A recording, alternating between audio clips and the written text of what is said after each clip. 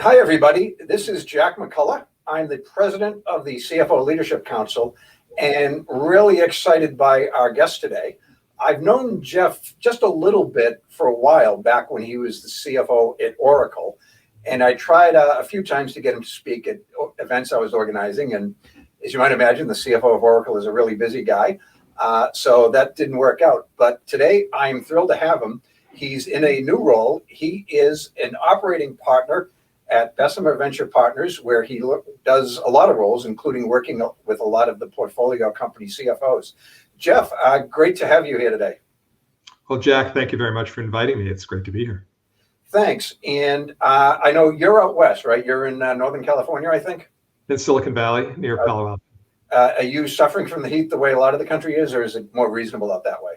It's pretty beautiful out here. So that's like Leland Stanford must have figured out the right thing 100 years ago. It's Palo Alto. The weather is just about perfect. Yeah, he was right about almost everything he thought of. So, but anyway, Jeff, you've certainly had one of the more interesting careers of anyone I've known. Do you think you can share with the audience a little bit about your journey getting to the point where you're at now? Sure. I grew up in the New York area, went to Yale College, then Stanford Business School. So at one point soon after that, joined Wall Street, working at a company called First Boston, which is now Credit Suisse. And I specialized in the media industry, in mergers and acquisitions in the media industry, working for two of the world's best M&A bankers, Joe Perella and Bruce Wasserstein, in the mid-'80s. So I learned a lot about Wall Street and banking. And then one of my clients was a television programming company called King World. They distributed Wheel of Fortune and Jeopardy and Oprah Winfrey. Okay. A very successful company, 3 huge hit shows, but still pretty small, only a few hundred employees, run by the founders. New York Stock Exchange, so publicly held, very profitable. And they had an accounting CFO and they wanted a Wall Street CFO. And I talked to Roger King, who was my client, and he was the CEO of the company, the chairman of the company. And he said, this is just a great opportunity for you to move into an operating role. And what I realized at Wall Street was that the best bankers are fundamentally salespeople. And I was more analytical. I was an okay salesperson, but I was a better analyst. And I figured I'd have a better career as a CFO than as a salesperson. So moved to the buy side, became a CFO, and then was CFO for the next 25 years. That seems like that worked out fairly well for you, I would have to say. So fantastic. And in your current role, I know that you lead the CFO of the advisory board, and you work with a lot of the operating companies. So what is it that you're sort of focusing on at this point with them? Bessemer has a multi-billion-dollar fund. We have over 100 portfolio companies that have a CFO. We typically invest we own between 10 and 25% of a company, fast-growing companies, technology, healthcare companies. And at any one of these companies, when we invest, they might have 50 employees and grow to 100, 200, 500, 1,000 employees. And early on in that journey, the CFO or VP Finance has no one else within that company to turn to when they have a question. But across our portfolio, we have 100 people to turn to. So what I developed at Bessemer many years ago now, I've been at Bessemer for 10 years, is an advisory board, essentially a peer group of CFOs. So whenever someone has a question, they can just reach out to someone else and share best practices. And people are very willing to share, because today I might have a question that you can help with, and tomorrow you have a question that I can help with. So people like to reciprocate. And we have an online platform. We use software called Mobilize. We meet in person pre-COVID once a quarter. We meet online now on Zoom. And it's a very active community where people are helping each other out all the time. Yeah, it sounds we have something similar to the Leadership Council. We call it CFO Connect. They're not all connected to one investor like yours is, but similar goals and similar type of supportive type of community. So it works out well. So folks, Jeff and I actually are live.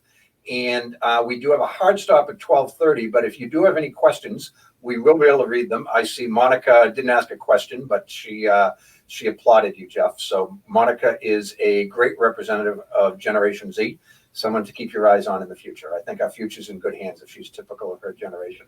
So, but anyway, I wanted to chat with you a little bit because your sector's done extremely well lately. And COVID was, the greatest challenge of all of our careers, in particular for CFOs. But so what do you think were the qualities that helped CFOs and other executives manage the crisis so effectively?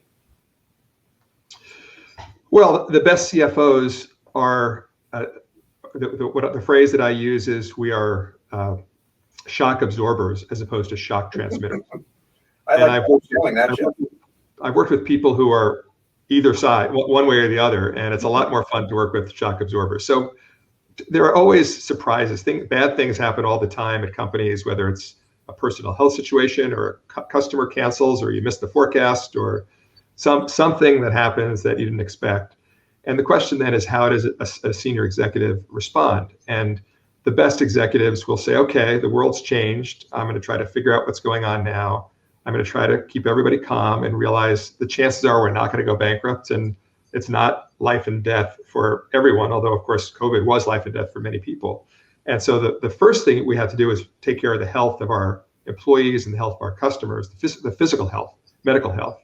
Once we got that under control, then we had to take care of our customers and making sure that they could get the products and services they need, and we had to take care of our employees. And then we had to make sure the company was in good shape and didn't run out of cash. And one of the top jobs of a CFO is never run out of cash. So we had to reforecast. And I got together with all of our CFOs at Bessemer and said, now is the time, with the first week of the crisis, now is the time to re-look at your revenue growth and come up with a worst case scenario. Maybe you were growing really fast before and your growth's going to stop. Maybe you're actually going to shrink. How much cash do you have? How much cash are you burning? How many months of runway do you want? And we arbitrarily came up with a plan of 24 months. We said, if you have less than 24 months worth of cash in a worst case scenario, your company is what Paul Graham at Y Combinator said is default dead. And none of us want to be default dead. We want to be default alive. Right. So if you're going to run out of cash soon, you either have to raise more capital quickly or cut your burn rate. And the way to cut your burn rate fundamentally is by lowering costs. Certainly, travel costs went way down, but you might have to lay people off. Or some of our companies said, we're going to temporarily cut everyone's pay by 20%. The senior people are going to be cutting our pay by 30% or 50%. No one's going to take any bonuses. And so there were some pretty drastic actions that many of our companies took in those first few months until they figured out whether they were going to recover quickly or not. If they were a travel related or restaurant related company, they probably had to keep those lower costs in place for 6 months or a year. If they were a cloud software company selling to other mainstream companies, maybe within a few weeks they realized that business is back as usual, or maybe business is even booming because of some things were counter-cyclical. So, but initially we had to make sure that our company was default alive. Yeah, no, that's great advice. Cash flow is king, and to this day, or queen. We can't be sexist about these things. But so, Jeff, I know actually currently, I believe you're a CEO and you're an investor, with your own funds in through Bessemer, and you're on multiple boards. So what are the things right now you're expecting from your CFOs? Well, I'm a CEO at a SPAC called Apex Technology, which is merging with AvePoint, and the merger is going to close this Thursday. So we've been working on it for 2 years. We're very excited about that. Oh, wow. AvePoint is a data management company for the Microsoft cloud ecosystem. So and then as a board member and audit committee chair, I'm the audit committee chair at Twilio and Okta, and I'll be joining the board of AvePoint. So the question, what do I expect of my CFOs? I guess it's the same expectation I had of myself when I was CFO and my CEOs had of me. In my view, CFOs have four major roles. The first which is the requirement, is integrity. You just have to tell the truth about certainly ethics and compliance, and also about whether things are going well or not going well. And I'll tell a story about that. So Roger King, the CEO, the chairman of King World, had come up with, he was the one who sold Wheel of Fortune and Jeopardy and Oprah Winfrey to TV stations around the country and made them into giant hits. And he was a big promoter, phenomenal salesperson, great marketer. And he had a show called The Les Brown Show. Les Brown was a motivational speaker. And we went on a roadshow to investors and we showed a demo tape of Les Brown. And Roger King got up in front of investors and said, the Les Brown Show is going to be bigger than the Oprah Winfrey Show. This show had not gone on the air yet. It was just a demo tape. Mm-hmm. And I got up next and I said, do not change your financial model. it may it may only last a year. It turns out it only lasted a year. So what I had to do is to be able to tell truth to the investors and truth to the chairman. And the company was called King World. His name was Roger King. It was his company. And he let me do it. His view was he was the salesman. He was going to tell everyone how great things could be, but I was the realist, and I was going to tell people, don't change your model yet. And that balance worked out well. Some CEOs don't want to hear that. And I don't want to work, if I was a CFO, I would not want to work for a CEO who said, I could not tell the truth to investors or to employees or to customers. So, you have to decide what kind of executive you want to be and what kind of company you want to work for. So that's number one. And then the other three areas, which are each very important, are being a business partner to the CEO, helping to allocate resources, figure out, where everyone has limited resources. Even at Oracle, we had limited resources. Where should we focus our resources? Secondly, making the internal operations efficient and effective and making sure all the processes and compliance are working well. And then third is capital raising, dealing with public investors, dealing with your private investors, if you're venture capital or private equity backed, dealing with your board, dealing with raising capital, raising debt, raising equity. So there's the external financial side of things, there's the internal operations side, and then there's the business partnering, financial planning side of things. Okay, yeah, that sounds like a really good blueprint for a successful CFO. And I want to get back to you a little bit on trust because, I work with a lot of CFOs, and I was one myself several years ago. And, still most CEOs do come up through sales, certainly not all of them, and that's changing. But it's not so much that they lie as much as, they sort of have that selling gene, and they're really optimistic. And it can create some strange moments for you as a CFO, right? Like, was it Lester Brown you said he was going to be big? Yeah. Right. Okay. That's a little bit awkward, right? The guy probably wasn't lying. He probably genuinely believed it, or at least believed it was possible. But that just had to be a kind of an awkward moment for you. It's like, oh man, what is this guy saying? Well, no, I knew he said it all the time. So it was not awkward because he and I had this understanding that he was going to be the promotional person and I was going to be the realistic person, and we worked well together, and the street appreciated it because the street wants the chairman and the CEO to be aggressive and promotional and sales oriented because that's how a company grows. They want Elon Musk to say we're going to produce 500,000 cars. The problem, in my view, at Tesla was that there was no countervailing voice to say, don't change your model.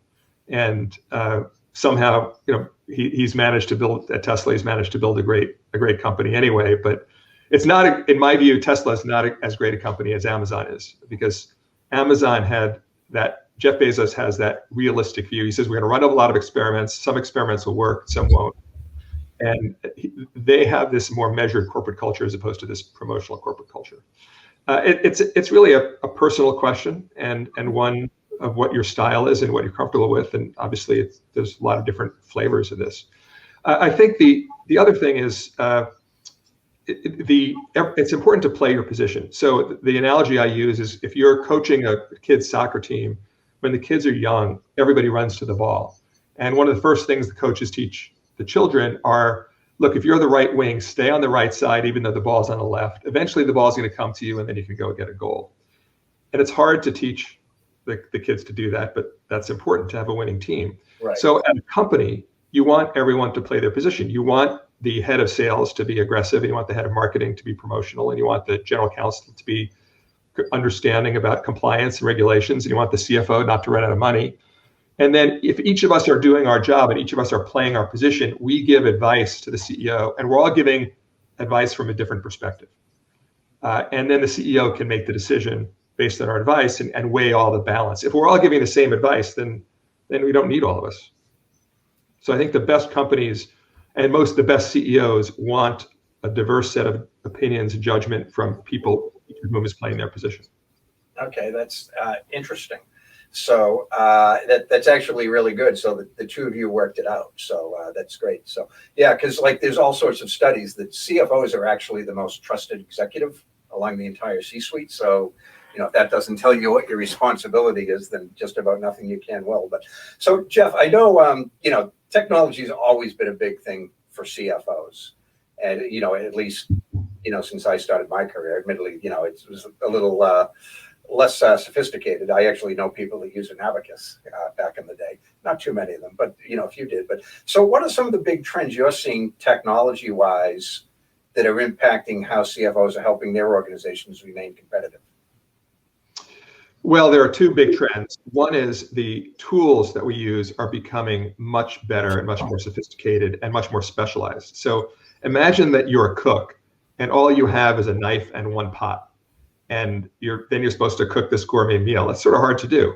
But then if you end up with multiple pots and steamers and ovens and forks and paring knives and blenders and all sorts of other things, you can end up with, if you go into professional chefs' kitchen, they probably have 50 or 100 tools. And so it used to be everyone had an ERP system and that was about an accounting system, that was about it. And now you can have vendor for, we talked about that earlier, for buying SaaS cloud software. You could have Gapify for AI for automation. You could have Tesorio for cash flow management. You could have Adaptive Insights for financial planning. You could have Carta for cap table management. So I have a list of over 100 software tools that are only for CFOs. So there's a lot of really terrific tools, many of which are best in class. And because they're all cloud software, they often have APIs, they work well together, and you can put together a suite of products that work well. So most CFOs at this point have a full-time person who is in charge of technology for the finance team, and they become experts at all these tools and figure out which tools are better than others and how the tools interact with each other. So I think having this proliferation of tools is a huge advantage. And then secondly, AI, many of these tools use data and AI in a way that just wasn't possible before. So Gapify, as an example, it's an automated tool that instead of having human beings make rote decisions where I'm just mindlessly taking one number from here and putting it there, or sending an email to someone 100 times the same kind of email. Why have a human do that? Why not have a human do the higher quality things and have a computer do the easy things? Yeah, it makes all the sense in the world to me. So when you think about it, I mean, start of my career, I had literally the green spreadsheet with the 14 columns, and you hand her out and you add it, and the tools are amazing. I love your cooking analogy that you can only with a bowl and a knife. So looking out a couple of years, what are some of the big trends you see in technology that affect CFOs or otherwise? Well, I think those are the two key trends that I mentioned. Artificial intelligence there's so much more data available, and then putting those data into models and then having the model help people make better decisions. So I'll give you another example. AppZen, for instance, is helping people make better decisions for approving expense reports. So when I was at Oracle, we had a team of over 100 people who would look at the 30,000 expense reports that the salespeople would submit every month, and line item by line item say, we're going to approve this, we're not going to approve this. Oh, this person drank alcohol at this hotel bar, that wasn't approved. This person bought a $100 bottle of wine, that wasn't approved. And of course, it was so much volume, they couldn't look at everything. They would take a small sample of the reports, and then they would try to enforce the policies. What AppZen does is AppZen looks at every line of every expense report with software. It has 14 items of red flags, and if there are no red flags, it automatically approves it. And if there are red flags, it has a human being review it.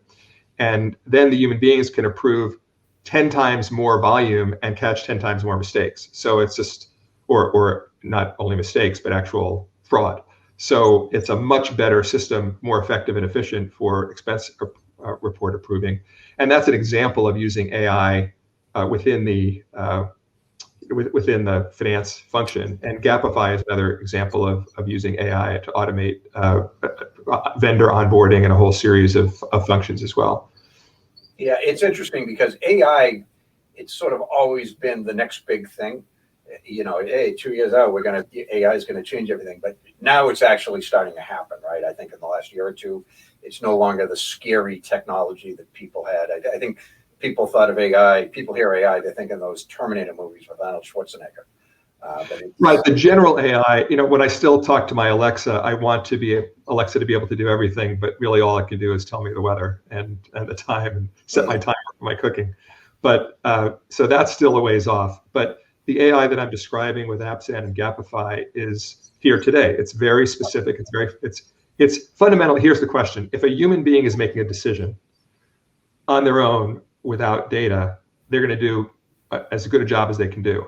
But if instead you give the human being data and you have the computer make the easy decisions, the routine decisions automatically, and then only escalate the complex decisions to the human being, that combination of AI assisted decision making is going to be much more effective and efficient. Yeah, no, that's a great way to explain it. So we don't have any questions, but Zeb Egbert from Boston, another great guy. He just made a point. I'll read it to you. Great point on corporate culture measured versus promotional. And is there internal and external, I guess he did ask a question, external balance to reinforce trust and integrity, both internally and externally, led with diversity of thought and voice? Valuable points for the CFO-CEO partnership. So any thoughts on that? Yes, I think the key for any CFO is to underpromise and overdeliver, and also to educate people, educate investors, educate employees about what's important and what the priorities are, and then to have lessons learned sessions when things don't go well, because things always don't. There's always something that's not going well. So, I think that the worst corporate cultures are pretending that everything's going great and ignoring problems and not addressing them. The best corporate cultures say, this is what's working well, this is what's not working well. Here's our best understanding of the underlying root cause. Here's what our plans are to try to fix things. Here's who's going to fix it and the timing. So identify the problem, identify what the potential solution is going to be, identify who's going to own the solution and when it's going to be done. And then at the end of that, come back and say, either we fixed it or we fixed part of it, or we didn't fix it and here's why. And either it's unfixable or here's what we're going to do about it again. And making that process an open process. And people are pretty smart. The employees, the customers, investors, they know when there are problems. And even if you hide things for a little while, they'll find out pretty soon enough.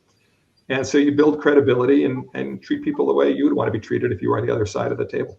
Oh yeah, absolutely. You can only hide so much for so long, right? So not that I've ever tried personally, but anyway. So I know, Jeff, you're working with the team at Vendor in Massachusetts, which is, from what I can tell, it's a smoking hot startup. Seems everybody's talking about them. I know they've raised some great money. But aside from them, any other startups that you're working with that, CFOs might want to kind of be aware of? Yes, well, let me start by just describing Vendor. It's vendr.com. And many companies today are buying 50, 100 or more cloud software products. And the number 3 cost is software. Typically, number 1 is people, number 2 is office space, and number 3 is software. And what Vendor does is they have a professional team of software buyers, and they can either take over all of your software buying for you as a service and just buy all your software for you and guarantee to save you money. Or if you want to personally, if you're the CFO and you say, look, I want to negotiate my biggest contracts with Salesforce or a couple of the very large vendors, but then I have 50 or 100 other software contracts that are smaller, let someone else take care of those as long as they're going to do a good job and save me money. You can outsource some or most of your contracts to them. So it's a great service. I serve on the board of directors, and I've personally introduced over 30 companies who have become customers to Vendor, so I know it works. Another company that I've just met recently is called Clari, CLARI, and they help with sales forecasting. They plug into your Salesforce system, and they can give you very granular level detail in your pipeline and say, is this particular deal going to close? Yes or no? If you are a company where it's important, if you're a B2B company and it's important for you to understand whether you're going to make your quarter next quarter, I've heard terrific. 3 of our CFOs at Bessemer have said this is night and day. They can't live without it now. So I highly recommend that. And you can email me at jeff@bvp.com if you'd like more information about either Vendor or Clari. Okay, that sounds great. Thank you for offering that. Hopefully you won't live to regret sharing your email to the audience. But I think we love to talk to CFO, so anyone can reach out to me for any questions. There you go. We do have a few questions. The first one, I guess it must be a second-degree connection of mine since I can't see who it's from. But they liked your expense report example. And they wanted, is there any place they can go simply to learn more about AI for finance applications? I don't know if there's a resource that they might go to or... Well, that particular company in particular is called AppZen, AppZen. And the other AI for automation that I talked about was Gapify, Gappify. I don't know of any general source of AI for finance. There's a venture capital firm that focuses on AI for everything, which is called Zeta Venture Capital, Zetta. So that's a pretty interesting company. Okay, that's great. So cool. Another one from another anonymous user is traditionally finance teams have seen technology as a way to replace teams. Is that mindset changing as far as you know? And what can the CFO do to encourage a tech-first or tech-led CFO's office? I think technology always replaces people on the low end of manual work, freeing up people to do higher value work. So if you think about, the United States as an example, 99% of all workers in the United States at the time of the American Revolution were farmers. And today only 1% of the people are farmers. So you could have said, well, why aren't those other 98% of the people unemployed? And the answer is, well, because they're building Tesla cars and Netflix videos and all these other things that didn't exist. And so if you can free up the routine work, which people hate doing anyway, using automation, there will always be more jobs. As long as there are unsolved problems, there will be jobs for people to solve those problems. And I can't imagine a world where all the problems are solved. So I think there will always be jobs. And what we have to do in business in general is automate the routine things, whether it's a financial function or a sales function or marketing function or anything else, free up those people to work on more important things and solve new problems. And that's the way things have worked for 200 years. And I think it's the way things will work for the next 200 years.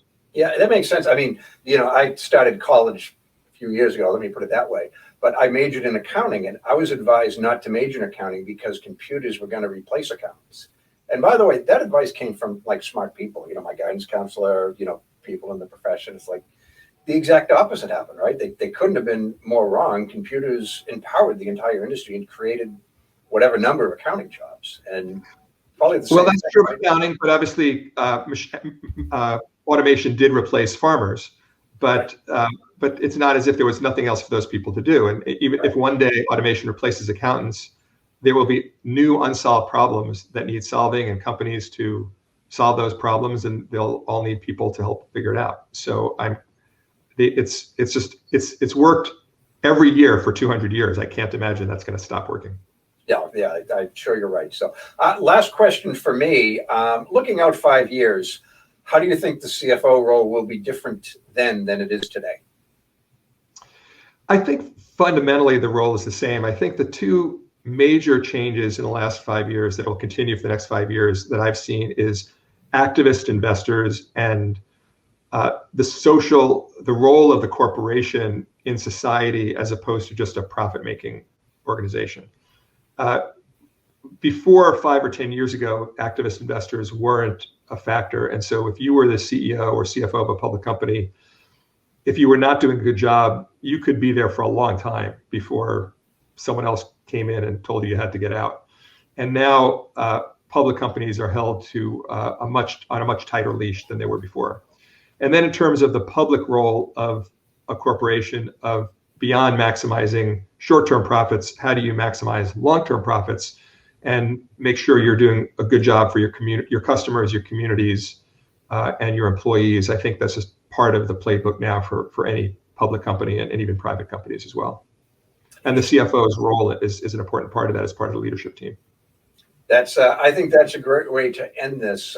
Jeff, I know you've got a meeting coming up, and so I just want to thank you. I know you're an extraordinarily busy guy, so I appreciate you taking 30 minutes of your time to share some of the things you've learned, both as a investor and a CFO with the community.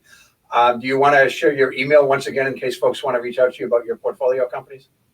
Sure. Jack, once again, thank you very much for hosting me and for building this incredible CFO community. It's wonderful to see all my friends and fellow CFOs. The email address is jeff@bvp, Jeff B as in Bessemer, venturepartners.com.